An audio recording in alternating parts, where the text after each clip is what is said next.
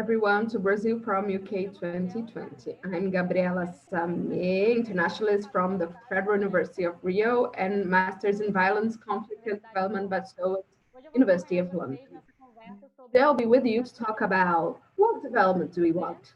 We highlight that this and the other panels are being held thanks to the voluntary work of our organizing committee, the support of our sponsors, the Helda Foundation, the Lemon Foundation, Idea Big Data, and the law firms PGMBM and Matos Filho, and also our broadcasting partner, Estadão, giving us the opportunity to broadcast the event throughout to the entire world for free through our social networks. This panel, we decided to take one step back and question what is understood as development in Brazil today and think of alternatives to integrate the several society sectors, understanding that social biodiversity is fundamental to this development.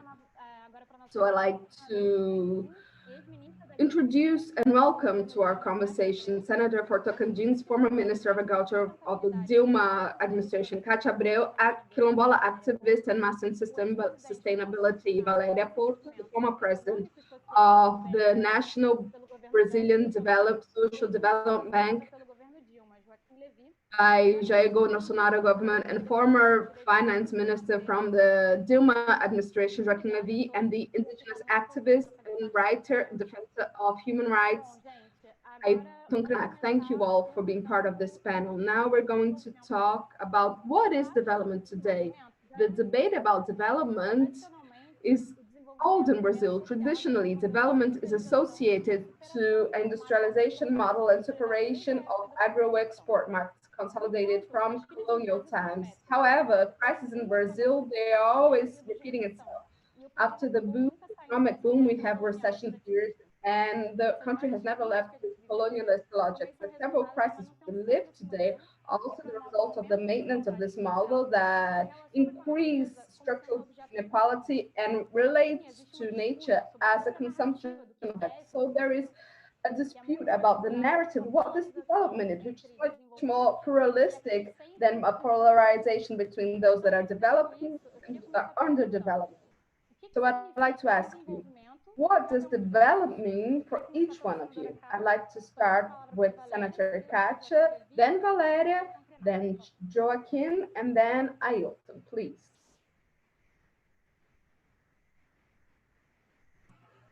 It is in mute.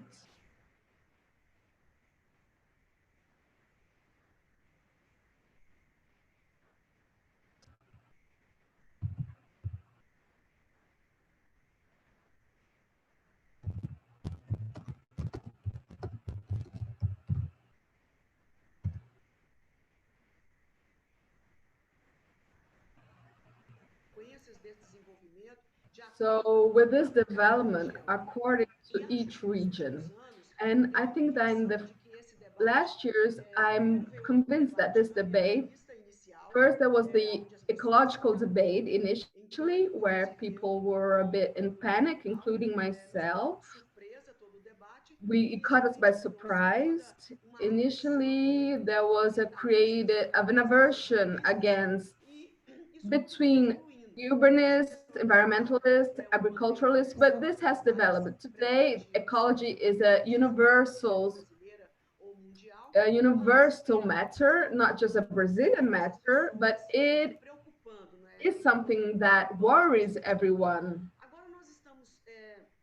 Now we are including an important component, which is inequality. If before we had a problem that was only ecological, now we have the ecological to continue being tackled and seen, observed, but we have inequality increasing throughout the world, which is making several economists Nobel Prizes of the Chicago School, that is a very renowned and conservative school. These competent economists are still owing their concepts about free market and also have directed their concepts and ideas towards this question of inequality that has become a burden to the world. That's something that makes me happy, because when it transforms into a global issue, that means good things will come out of it. So for me, development is basically, if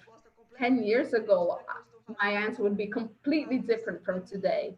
But for me, development is reducing poverty, reducing inequality, and a country can only say it is actually developed not just through its GDP, but if it's a country without hunger.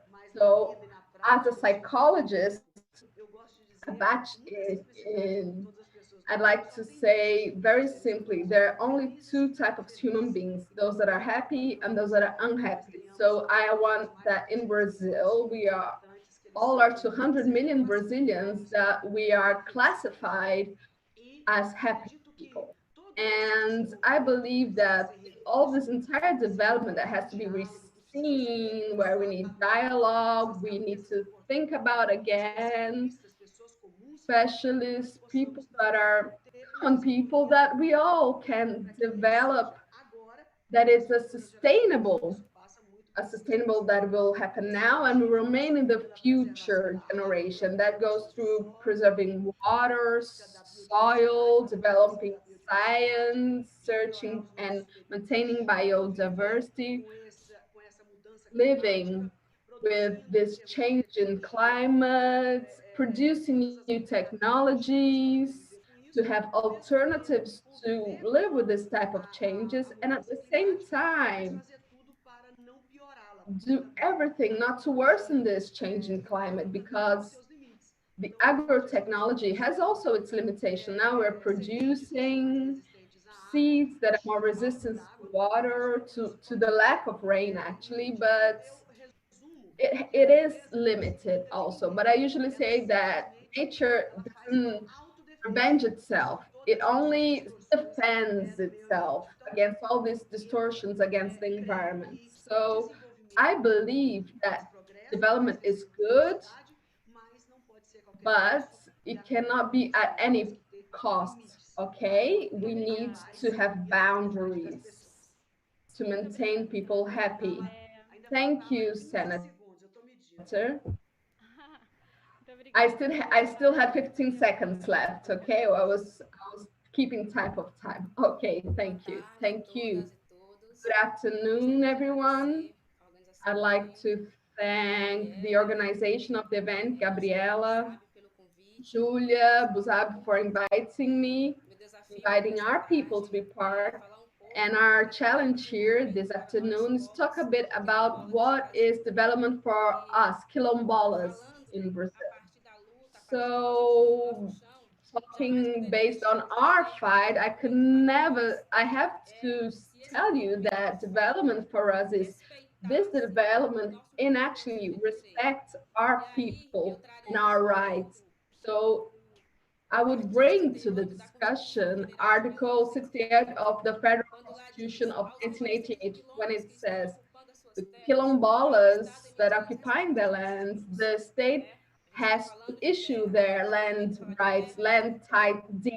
We're talking about land rights, territory, and this development, if it could include us in reality and have the notion of what this land means to us. It's development that would have the condition of fighting against the conflicts, the troubles we have had since we were taken away from Africa.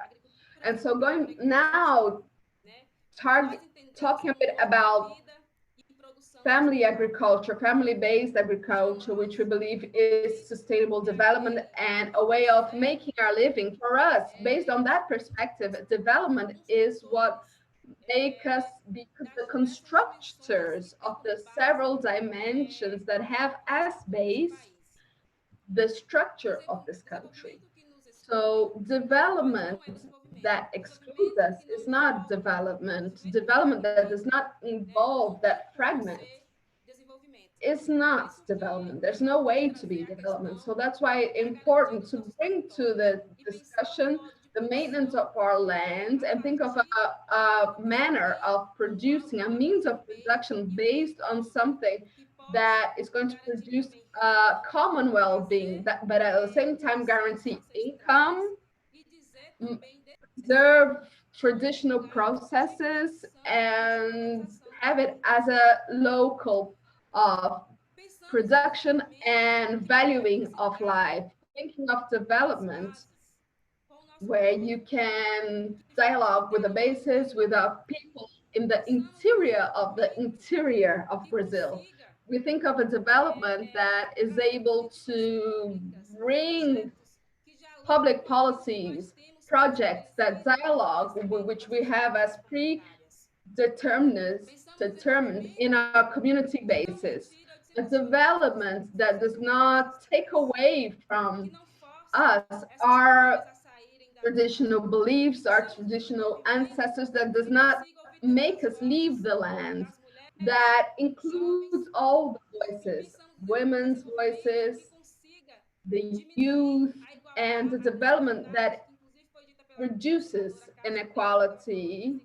As Senator Kátia Abreu says, that inequality is opposite to development. We cannot think of being equal without thinking of lands, production means. Brazil is a very diverse country, and this diversity has to makes it as the country it is today, and it has to be respected.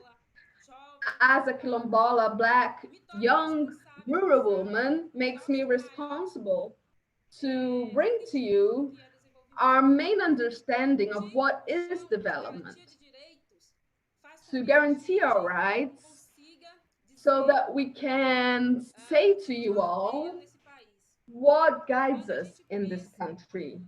When we think that we are 16 millions of Brazilians in 24 states of this country, and when we bring data to the discussion, such as the 2017 agriculture census that shows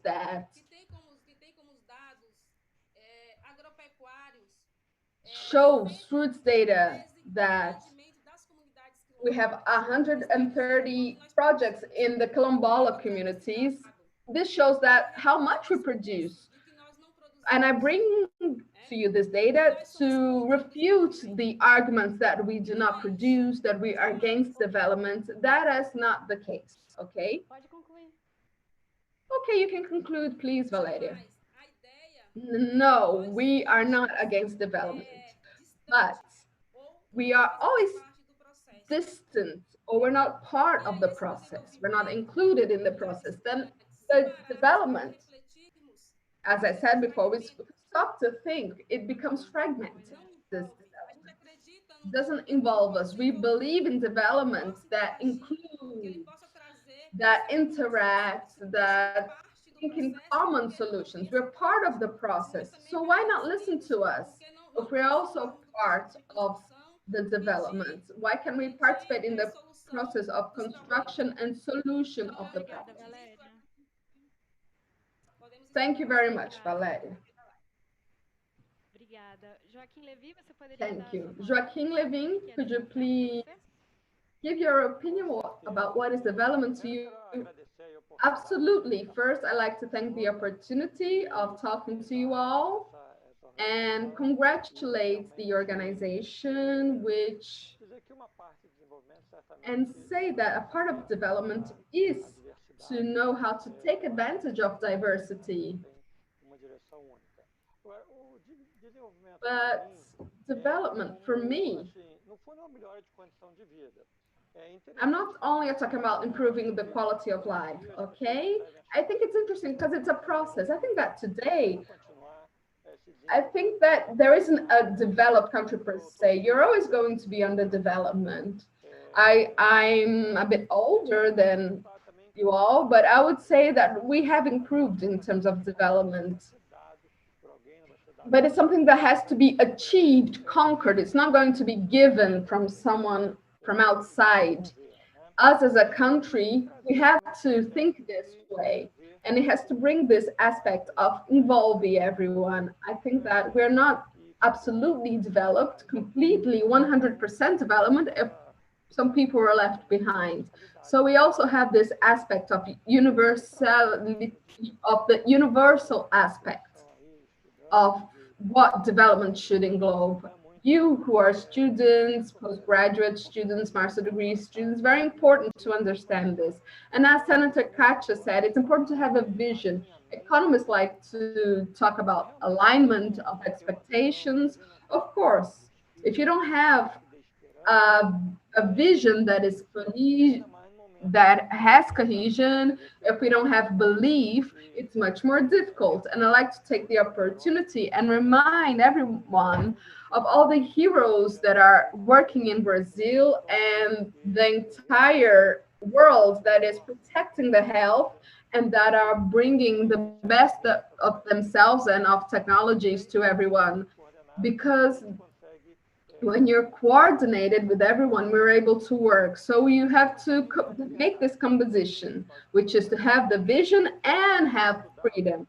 You have, so talking here to students, it's basically this. You have to study, you have to make exercises, but you have to have this capacity of imagining, creating. So it's also preservation, of course, preservation of the environment where we live, where we want to have this development, not to destroy what is providing us everything. And I think that this notion of the limits is also not only a notion regarding development, but also maturity.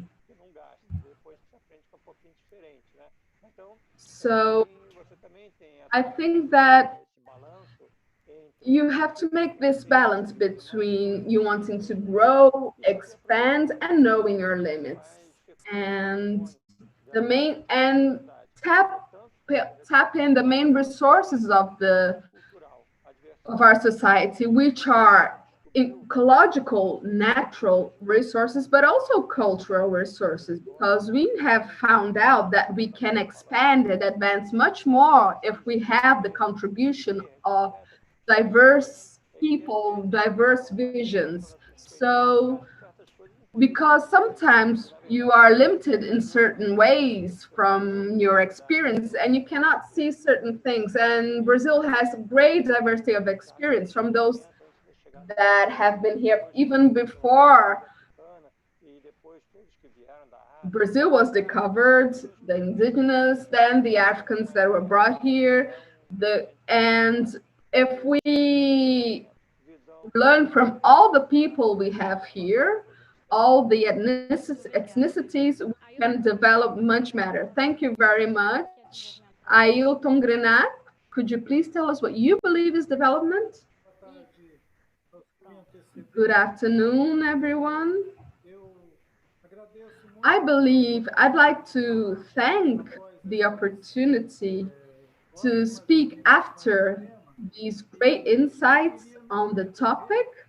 And I'd like to resort to a report of our future common report, which was published at the end of the 70s, that indicated that the idea that we inhabit a planet and that it shed light on the perspectives of regional development as a limit imposed by biodiversity of the planet. It's a global view, not a regional view. If we think of a regional view, then we would always be opposing ourselves to the idea of alignment, as Professor Joaquim said, because this alignment, it should be a common goal regarding the limits of our planet, imposed by our planet.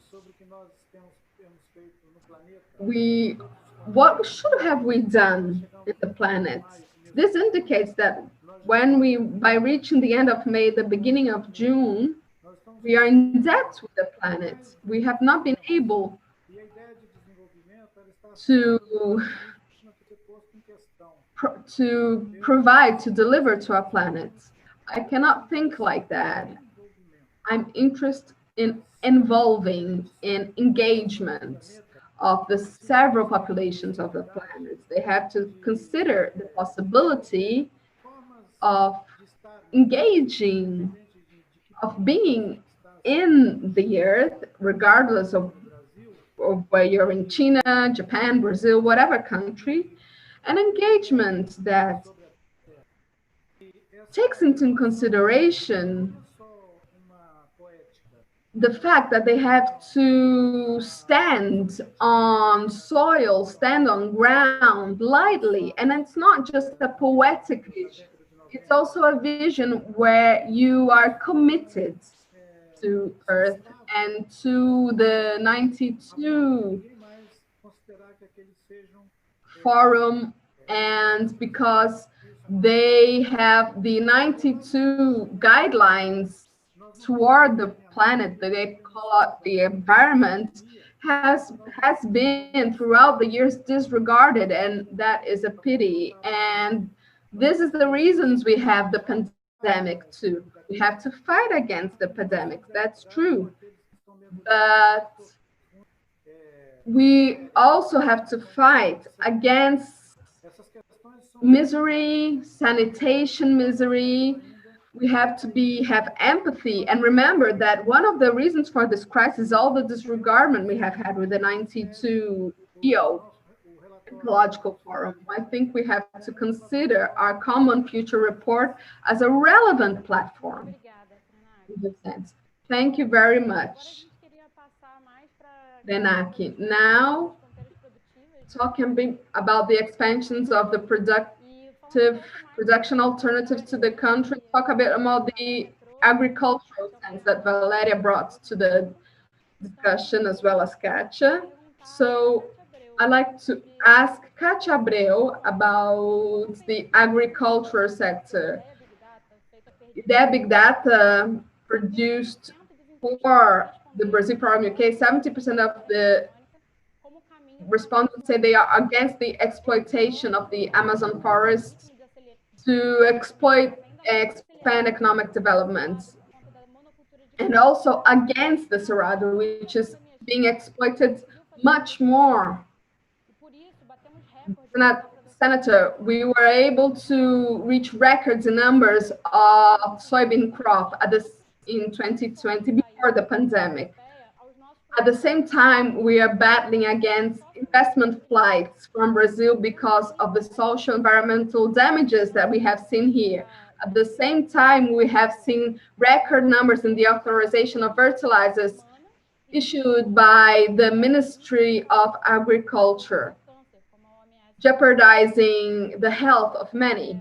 So, Senator, in your opinion, what are the main obstacles that you have seen to incentivize agriculture in a national scale, but at the same time respecting the sectorial boundaries, people's health, and the urgency to fight against deforestation? Senator, we cannot listen to you. Senator, I cannot. Gabriela, what happened is what the government released, it wasn't fertilizer, it was agrochemicals. So let's talk first about the deforestation issue. Before Bolsonaro government, we were already going in a direction that it was quite reasonable in terms of awareness in relation to deforestation. We had more resources to audit the actions of the environmental organisms. And because of ideology, this has been reduced, and it seems that has been minimized by some. This doesn't mean that we had a terror policy. It was everybody. In the past, we are talking about the need or not of the deforestation. And even the ministers that were working with that, and this was going well. But then all of a sudden, we found in this government a language and a narrative that it was very clear of an ignorance of the issues pertaining to the Amazon. We talked to Embrapa and other academies and asked them to help us to understand what it was fake, what it was genuine fact in relation to deforestation and the issues of the environment. So, and this, for example, led us to work with the rainy season. And of course, we cannot see that with our own eyes, but we can imagine what it works, working with the cycle of rain and this evaporation of the basin of in the Amazon rivers is what generate the rain that go to the crops in the other areas of the country.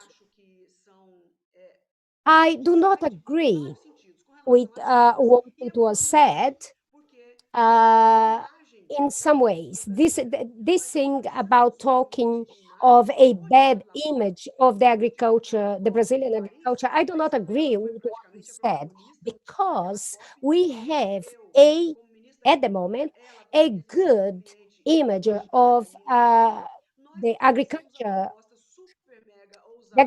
developed in Brazil abroad. I worked in one of the projects. I worked in a project that it was exactly talking about the agriculture. Sometimes when we go abroad, we could have put even more things about agriculture outside Brazil, and we could have talked about it even further. Now, of course, the image is different, but I would like to assure everybody that is hearing us outside Brazil that we can produce a lot more than we produce nowadays without the need of deforestation or hindering the Amazon forest. I can tell you that a minority of producers is really doing damage, and this minority seems to be receiving from the federal government condonation. They are condoned to do these actions uh, in this type of action. But I know that they are already suffering backlash because of that. I know that we will overcome this bad image. And then, of course, these problems, they're going to become a snowball that can become too big and destroy the Brazilian agribusiness. Our agribusiness has a good image outside. We have markets that are solid working with us, and this cannot be hindered. So when we talk about agrochemicals, I would like to say something. Sometimes when you have an approval of an agrochemical, doesn't mean that this is going to be a more powerful agrochemical than the one that we've been using previously. It could be that this one is even better. Technology can allow us to develop an agrochemical that actually has more, has less negative impact than the one previously. And I can assure you that some of those that have been approved, the agrochemicals, they have new innovative mechanism of action. If I have time, I will talk about that. But now I finished my time. Thank you, Senator. I would like you to complement how the agriculture and livestock sector can contribute to improve the lives of the people, because at the moment the people and the small agriculture producers, they are suffering with that. What are you doing to protect the producers of all sides? Well, firstly, we do not produce poison in the country or food that is not appropriate for the consumption of human beings. The countries that buy from us, they are extremely demanding. The European countries, they are extremely demanding. China is extremely demanding, and Russia. So if we had problems with the agrochemicals that we use, we wouldn't have clients all over the world. The contribution that the agriculture and livestock production have for Brazil is producing large quantities in a good cost. And the perspective of Brazilian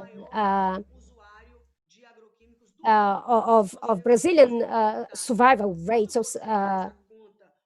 has increased more than any other countries except Japan. So if you talk about Brazil and the dimension of Brazil, that is exactly like a continent. It seems that we've been using more agrochemicals than everybody else, but we don't. It is the size of Brazil that means that we use the quantities. If you compare Brazil with Germany, Japan, and other countries, you're going to see that these other countries are using more agrochemical per hectare than Brazil. So, and these countries, we live in a tropical country, and every year, all the bacteria and the plagues and the diseases, they are proliferating very quickly. And because we are a tropical country, we need to use agrochemical the same way that human beings need to use medication. So if the human being, if they use a medication that is not appropriate for them or not prescribed by the doctor, of course, that is not going to be good for them. But this is the same with agrochemicals. Thank you, Senator. Joaquim Levy, could you please talk a little bit about the flight of investments? And I would like you also to mention about the sanctions that we are having, the sanctions because of our social environmental damage in our production. Brazil has this title of the largest user of agrochemicals. So I would like to hear from you as a former BNDES president. How do you feel about that? When we talk about the quality of the Brazilian production, we have a few things to take into account. As it was mentioned by the senator, there are a few things that doesn't have anything to do with agricultural production. When we talk about soybeans, for example, in the Amazon, Brazil, we made a commitment in relation to that. We committed to not advance the production of soybeans in the Amazon region. Even if you talk about the Brazilian savanna, the Cerrado, we also have commitments, and this is an area that the Senator Kátia knows a lot more than myself. We have the possibility of transforming a lot more spaces for the agriculture production to attend the global demand without damaging or deforestation. Brazil has improved a lot in the agriculture production for the internal consumption. 40 years ago, that was not the case. And of course, we had a production that before had some problems, but now we have a product that comes for the Brazilian consumption that is very good. So we are not producing just for export. We are producing for the internal consumption as well. So, of course, there are some actions that are not well thought. We have to be very careful that these actions do not hinder the image of Brazil outside the country. When we talk about the production in the Midwest Brazil and how the rain impact the two crops yearly, We have to check all of that and the generation of electricity. If you really think about how this water is generated, it comes from that area. So if we hinder the mechanism that is there with deforestation, we are going to just harm our economy.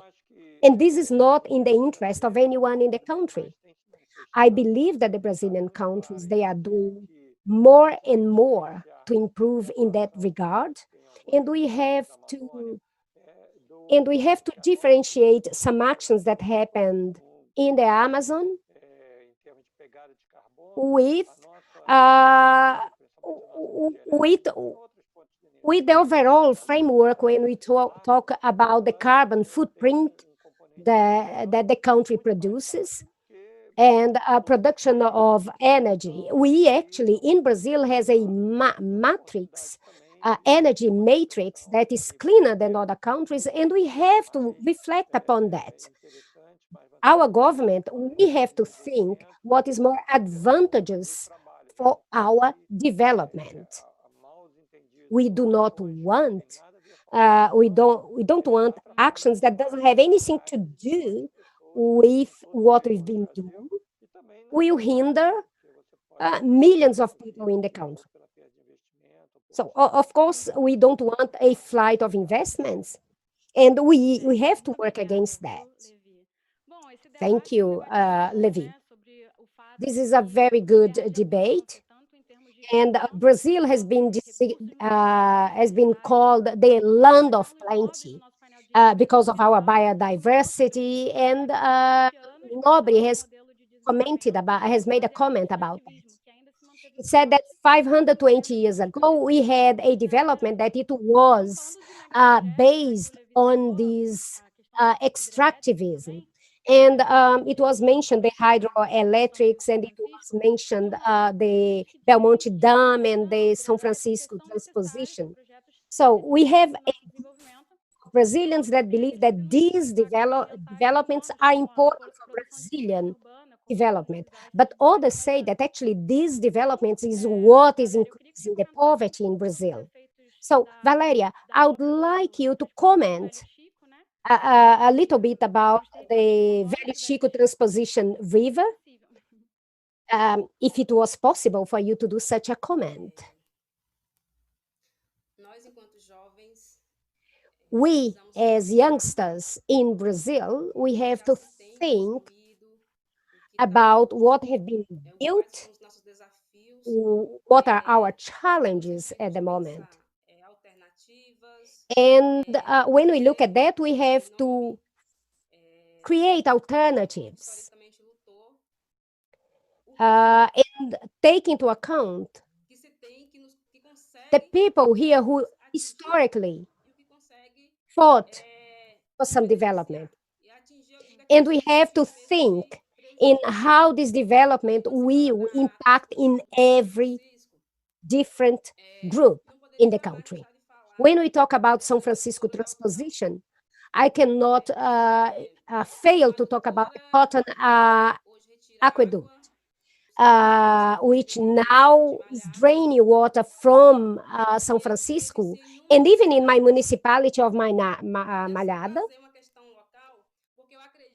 And I'm talking about this adductor that is a local development here. We have to think that the local also contributes to the global, and that with that we can find solutions.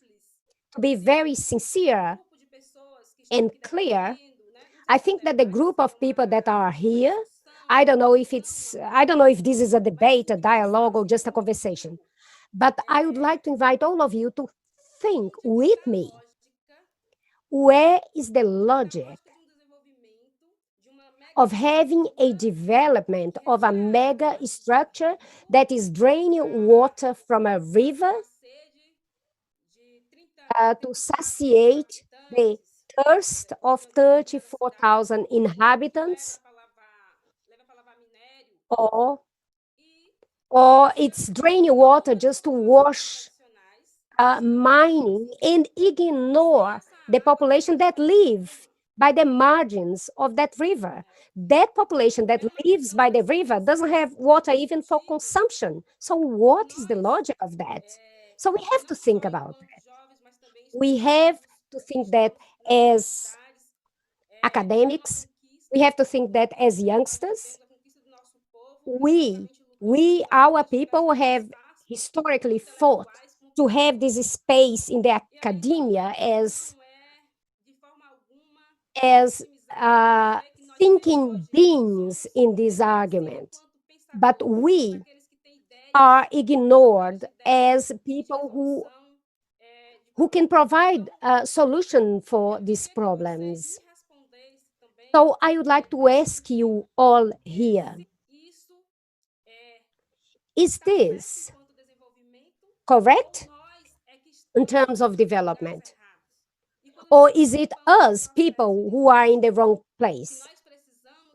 When we are part of this process, we believe that we should be part of the debate. We should be part of this space as legal subjects. We have to be respected as legal subjects. So when you take away water from a river that we looked after historically, and take that water 100 kilometers away and leave that community that lives by the river without access to water, I have to question what is the logic about that. I have to question you and ask you as a group, what are the issues that I'm raising here? And I would like you to explain to those that are listening to us, how can that be development? So, Senator, taking into account the questions asked by Valeria and the fact that the water is being transposed and transported from kilometers away from the quilombolas, and we had just one question from the audience here asking, how do you position yourself in relation to the rights of the quilombola and indigenous people? So, do you want me to talk about indigenous, quilombola, or water? Gabriela. Well, I would like you to talk about water, Senator. I would like you to answer what is your position in relation to the access to the water, particularly the indigenous and the quilombolas' access to the water. Gabriela, I agree with the São Francisco River transposition.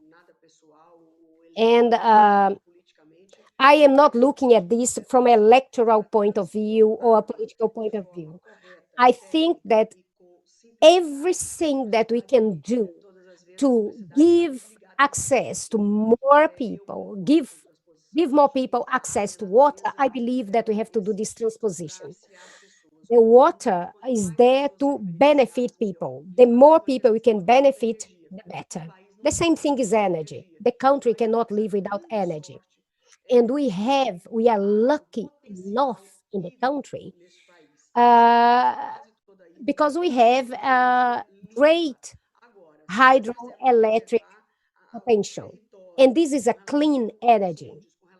But then when we talk about protecting the quilombola territories, the indigenous territories, and they depend on the energy that is polluting energy, we have to decide, are we going to have a clean energy or the dirty energy? What is most important? To protect the territories, or we are going to have a clean energy? We have to choose what we want. In relation to the indigenous lands, I would like to base myself on the Brazilian Constitution. The Brazilian Constitution is very clear. I think that the indigenous deserve our genuine consideration because of what they represent for us and the image that they bring for us. But I believe that our country is a very pacifist country. We have a dimension with 850 million kilometers square. It's not possible that with that extension of land, we cannot find land for everybody. So perhaps in other countries, they have this concern. But here in Brazil, we just need to be smart and have good sense to find the space for everybody. We cannot have this debate in Brazil that or we have the Brazil for the white or for the indigenous, or we have Brazil for the indigenous or for the there is space in Brazil for everybody. I would like to hear now. I'd like to hear. Gabriela, I will leave now, Gabriela, but I will come back as soon as I can. Thank you very much for the questions and for this opportunity. The senator will have to leave into unexpected commitment in the Senate, but she will come back to us. I would like to talk now with Ailton Krenak, who is the representative of the Q2, which is the name of the Doce River. Ms. Krenak, you mentioned once that it should be created stable refugee camps. What is this? Talk to us about this. When we started our meeting here, and this meeting has been hosted by technology, I imagine that you heard some noises. And someone said, oh, we heard a train passing by. This train actually passed here by our residence every 15 minutes. This is a train to transport mining goods. And this is 300 meters from the Rio Doce margin. And this is also the same river that we had to deal with the meters of mud when the Mariana Dam burst. So we now have a water basin that is toxic because of mining. And this accident killed people and also damaged the water. We cannot use the water from the river any longer. So we have to rely on water tanks when we live by a river. And when I say that we are internal refugees, I was talking about this reality. This is what we live with our families. We are 160 families that has been created last century, so we can live in an area that we have been living historically for years. But our forest has been devastated. And it was based on this idea that these traditional people, they have to choose between having clean energy or no energy. So this was done in defense of that sort of idea. And of course, they never offered us any energy that is clean. The river is dead. We are here mourning the death of the river. And when we look at the landscape here, the landscape has been destroyed as well. The hills had been transformed in something else because of the mining. And our people, they are lost. We live by the margins of the river, but we are lost here. We lost everything. So this mentality that it was mentioned, it was exemplified by what Kátia Abreu said. Is this idea that the earth has this bottomless source of resource is not correct. So if you look, for example, some specialists that have been following the development of Brazil in the last 30 years, he said that the rivers and the river are being destroyed because they are becoming just like a bed for mud, like Paraopeba River, for example. We have a river. We have a river like Paraopeba, different rivers like Paraopeba and other rivers like Rio Doce, that they are being covered in toxic material. And they have, in Brazil, they have this idea, this negative idea that actually they are not destroying our territories. I do believe that actually this, what we are talking here, this idea that we are talking about is the concept of Brazil, is a production development based in extractivism. And our spaces are being eroded. They are changing our landscape and they are invading our indigenous land. They are not just the agriculture frontiers in Brazil. It has increased a lot in the last 4 decades. They are damaging completely the savanna, the Brazilian savanna. And they are definitely advancing into Amazon. It is an illusion to say that the traditional people of the land has rights. This is not true. This has not started now. This has not started just in the last 20 years. This is happening for a long time. Ailton, taking into account what you said, that the territories are not being used, and if you look at the deficit that is happening, and take into account what Kátia Abreu said, that there is space for everybody. There is the convention of the International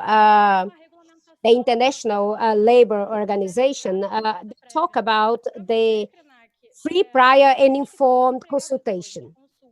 In your opinion, Krenak, do you think that the consultation mechanisms being used now are effective? And when do you think that Brazil will fulfill these international commitments? The instruments that have been used now, they are not created to attain different contexts. For example, when they created the linhão in a specific indigenous land, the desire of that people, it was ignored, and the Brazilian government actually said that it wasn't interested on that opinion. And they just said, well, we are going to go with a linhão in that area, so with the line that they were building up. So when we talk about the right of consultation in Brazil, yes, Brazil has signed such international agreement, but there is no desire from the Brazilian government to really implement the Convention 169. All these developments have been implemented without consultation. The licenses for mining in the state of Minas Gerais also did not have any consultation with the traditional people. What they wanted is create a situation where development is open for all in any situation. The Brazilian government is doing the minimum. Now is not special. It has been always like that. So perhaps now it's time to think about alternatives. Despite the consultation is not effective, as mentioned by Krenak, it seems that some people are trying to create new alternatives. And the agroecological networks, for example, they talk about bringing production and consumption closer. So, Valeria, could you please explain to us how agroecology as a productive system works? I would like to mention something, Valeria, Gabriela. Well, agroecology as a productive system for us takes into account the traditional knowledge, our relationship with the land, associated to social technological innovations that come sometimes from abroad. And these innovations, they are very welcome because they help us to produce in a sustainable way and in a way that we don't need to do any deforestation or damage the environment because it uses the collective areas that we already have. And these innovations, they have a flow in this area. I would like to mention a project here in the state of Bahia. Is the Bahia Produtiva that actually brings technological innovations that are associated to agroecology practices. In 2018, the Brazilian government published uh, a bid of 19 million of reais for the quilombola people and the indigenous people. With that opportunity, we managed to work this idea that we can associate our knowledge with the innovative knowledge that is being generated. And with that, we can create a structure that will enable development and to guarantee the sustainable production. When we talk about agroecology, people think that is a romantism. This is a system that does not produce. This is not the case. I believe that this project is a good example of that. This is a project that actually is very close to what we want in terms of production. And for this reason, we have we have to take into account the local issues to the whole. And when we think about it holistically, we have to think in our context, we as people, what we are producing, what are the public policies that enable us to produce, and what is enabling us to gain access to knowledge in terms of production. So when we think about agroecology, we have to think about the inputs that are inputs for production that are available in our area. So we have to think in terms of an integrated production. It seems small what we are doing, but this is definitely something profitable. We we have to think about irrigation that for some is already obsolete, but for us is considered innovative if we use that allied to our traditional knowledge. We prefer not to use agrochemicals, and we have an understanding that in the 60s, when there was the Green Revolution, we believe that they brought something to our communities. And 20 years ago, in our territory, several quilombolas communities produced beans. And I remember that they left our communities full of beans cargo. We produced a lot of beans. The beans were produced in the collective areas of the quilombolas, and we had very little investment on that in term and with very little uses of agrochemicals. So I'm not saying that we didn't use agrochemicals. We used to use it, but now we believe that we don't need it anymore. And of course, we have to evaluate, to assess the impact that this have in the communities, because if we go to our communities and hear the elderly, they're going to say, we produce X of beans, and we planted X and had a production Y. And now they will tell you how the climate change is interfering on that.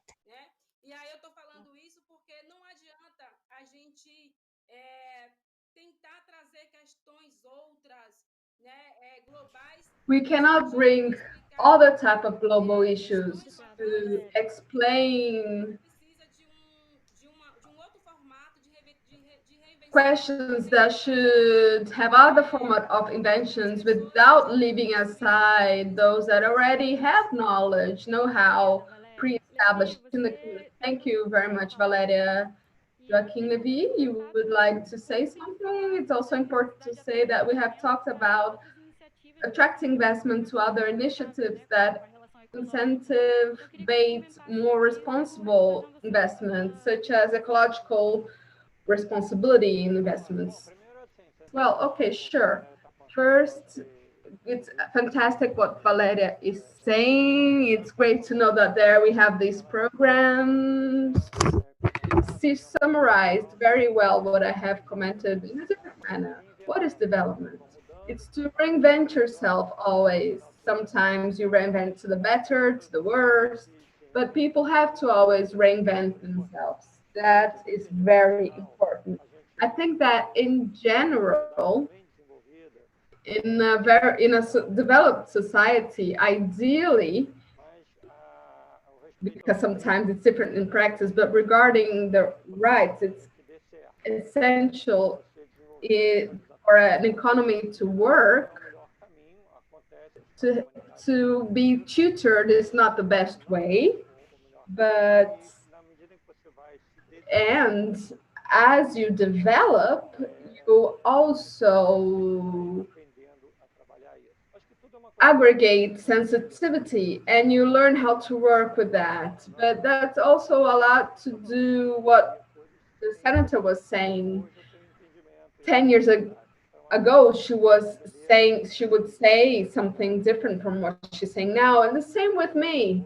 I have aggregated sensitivity and will continue aggregating, so I might change my opinion. We are always changing our perspectives on things.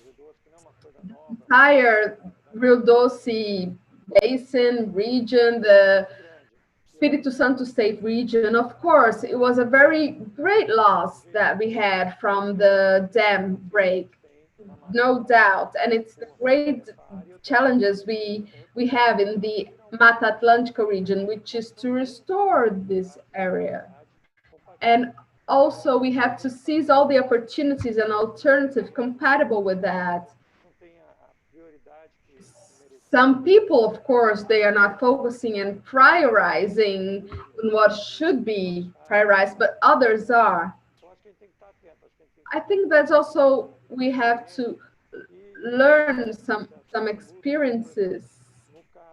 For example, in the case of São Paulo, we saw great transformation from sugarcane and the reuse of the land used for sugarcane, and also little by little they are paying attention that there should be mechanization, and with this they would improve production and the biome if they also provided greater attention to reforestation, because there are areas that are not productive, but if you start reforesting, you start also have natural reforestation more intense. So all initiatives are happening and they attract interest from the investor and the foreign investor.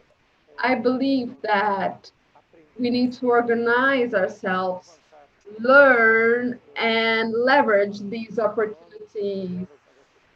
I have taken more than 1 year taking and looking back at all of this, and I believe that people understand that we can have to continue fighting to guarantee the rights of everyone. That's a fact. As I said at the beginning, there are limits. People are understanding that growth, expansion is not limitless, and if you have to respect this limit, otherwise you won't be able to have this growth. So it's a joint effort, and that's why I think this discussion is very interesting, because no one owns the truth. So everyone with their experience, their work, has to mobilize what they have to have better growth. Brazil always in front, but always thinking of what's best for everyone. How do you think we can decarbonize our development model with great emissions of greenhouse effects due to the high concentration of land ownership and the issuance of agrochemical products? How can we think of a developed model that go towards decarbonization? Well, first, I think decarbonization, as I'm going to insist in this again, if we think about the fossil emissions, in Brazil, they're very low. We have the 10th largest economies, and in this, thinking of this proportion, we emit very little. The problem is deforestation. Deforestation is not necessarily linked to agriculture. There's few deforestation today in the Cerrado. Of course, it exists, but most of the deforestation is not related to agriculture. That's a fact. We have laws for that have been working. So deforestation has to be thought about and tackled thinking about other issues. And I hope that it is expected that deforestation this year will be below 5,000 square meters. And if we actually achieve this goal, it's a great victory. But still, it impacts a lot, because when deforestation reduced about 20 years ago, there were years that we had 20,000 kilometers deforested. But we have had years where we had 4,900. Then we stabilized at 6,000 square meters. When I was the Minister of Finance, we established some goals, and I'm very proud of this, with Senator Kátia's ministry at the time, Agriculture, and we're very proud of it. So we have to maintain all these goals, but that requires joint effort. And just one more thing I'd like to say.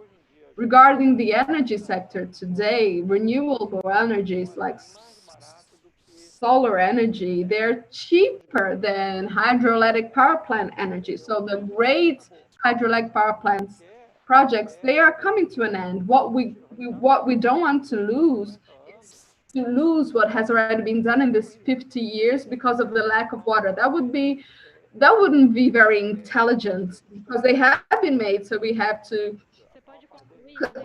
tap in sustainable energy. Of course we do.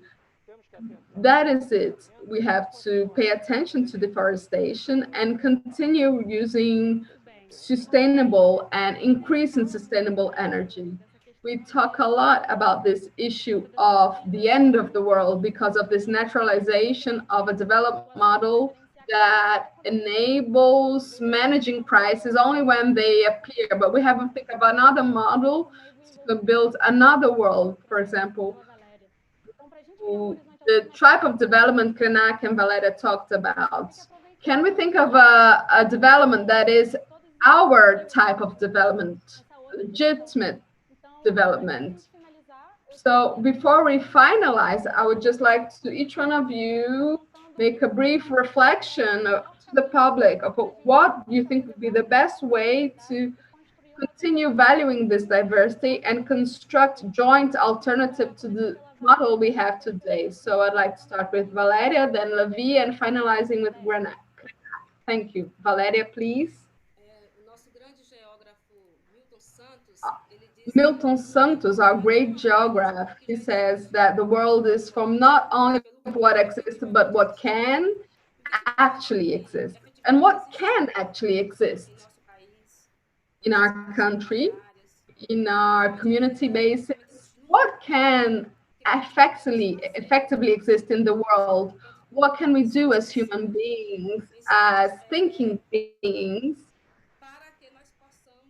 to have to contribute to the present moment and guarantee the future for the generations that are yet to come.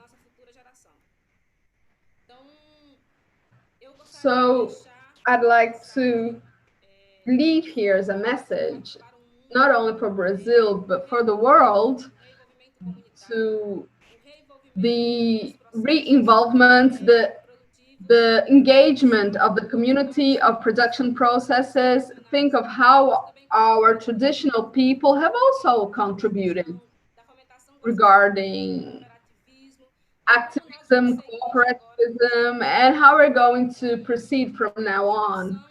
So I think we have to re-engage ourselves as human beings. Okay, Valéria, thank you very much. Levy, please,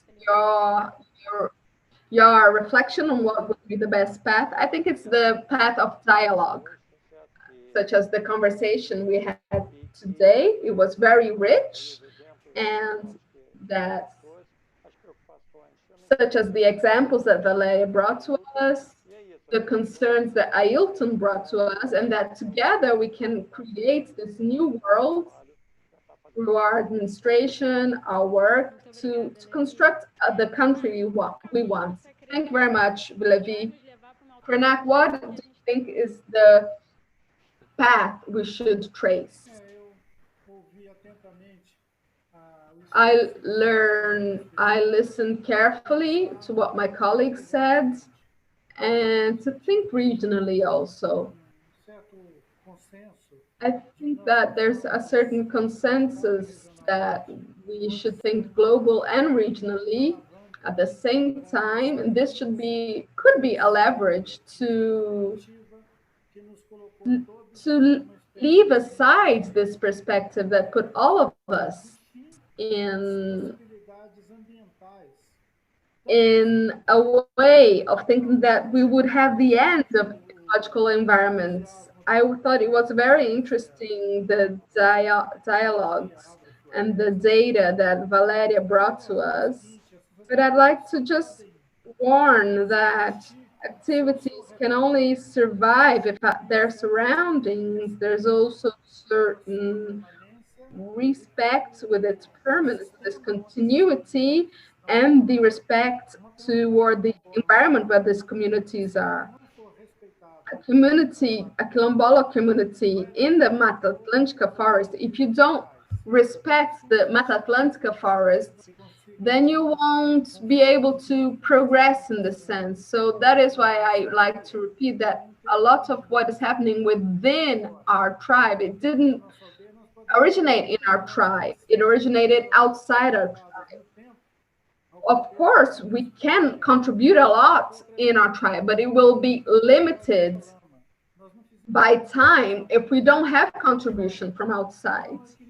The mud didn't come from our tribe, it came from outside. So we have to think of the implications and the different impacts that we have when we make a local choice that reflects globally. And I believe that we will be able to overcome all the crises accumulated that we are facing now. But now I am deeply affected by the governance we are having in our country. And we have to always think globally and regionally at the same time. Thank you very much, Krenak. Well, taking the opportunity here, which is providing this more constructive environment here to our discussion, I'd like to also invite you who is watching us, viewers, at the end of each panel, we are asking for a funding contribution to a certain group or project. Today, we'd like to highlight that quilombos of Velho Chique need help to fight against the pandemic in their lands. So you can please help us with money so they can produce and manufacture masks for the quilombolas. So if you do want to help us, please reach us on our social medias, Facebook, Twitter, Instagram, LinkedIn, and also through our website. So thank you very much, Ailton, Joaquim, Kátia, and Valéria, for your considerations and for accepting the invitation to participate in this panel. Your contribution, each contribution was very important, and I hope we continue constructing dialogues and spaces like this one. Thank you very much, everyone. Thank you. Thank you, Gabriela. Bye-bye. So we also like to thank our team of volunteers, especially Carolina Lima, Eduardo Carvalho, Julia Dusabe, Luiz Vilar, Luiz Hashma, Marcos Rodrigues, and all our other contributors helping construct this panel. Also, across, who does the interpretation, Mais Diferenças for the sign language, Sadão for the broadcasting, and Studio 2 for also the production. You can see this talk in our site, brazilforum.org, and also our social networks. On Friday, 5 p.m. Brazil, 9 p.m. London, we'll have the panel New Ideologies and Political Dispute with Rodrigo Maio, Fátima Bezerra, Vera Magalhães, and Vladimir Sarmet. We'll expect your presence here again on